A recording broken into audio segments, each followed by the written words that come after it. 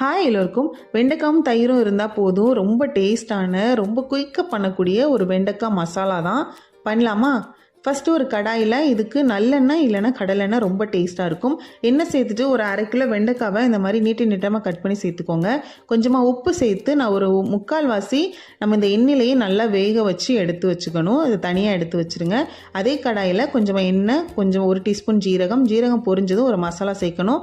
ஒரு பெரிய சைஸ் வெங்காயம், 2 பச்சை மிளகாய், ஒரு துண்டு இஞ்சியை இந்த மாதிரி நல்லா கொரகொரப்பாக அரைச்சி அதையும் சேர்த்து அதோட பச்சை வாசனை போகிற அளவுக்கு நல்லா வதக்கிக்கலாம். அடுத்து நான் ஒரு தக்காளியை இந்த மாதிரி நல்லா அரைச்சி பேஸ்ட்டாக சேர்த்துக்கணும்.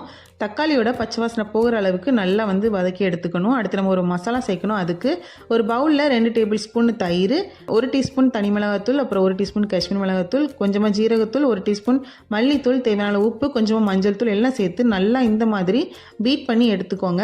பீட் பண்ண தயிரையும் அதோட சேர்த்து நல்லா கலந்து விட்டுக்கணும். லோ ஃப்ளேம்லேயே வச்சு குக் பண்ணணும். ஒரு மூடி போட்டு ஒரு 5 நிமிஷம் குக் பண்ணோன்னா இந்த மாதிரி எண்ணெய் பிரிஞ்சு வந்திருக்கும். அடுத்து நம்ம வேக வச்ச வெண்டைக்காய் சேர்த்துக்கலாம். வெண்டைக்காயும் சேர்த்து நல்லா கிளறி விட்டுட்டு திரும்பவும் ஒரு மூடி போட்டு ஒரு 5 நிமிஷம் நம்ம குக் பண்ணணும். இந்த மாதிரி 5 நிமிஷம் குக் பண்ணி எடுத்தோன்னா நல்லா எண்ணெய் பிரிஞ்சு வெண்டைக்காயும் நல்லா முழுசாக குக் ஆகி வந்திருக்கும். செம்ம டேஸ்ட்டாக இருக்கும். இது ரைஸு, அப்புறம் தோசை, சப்பாத்தியோடனா சூப்பராக இருக்கும்.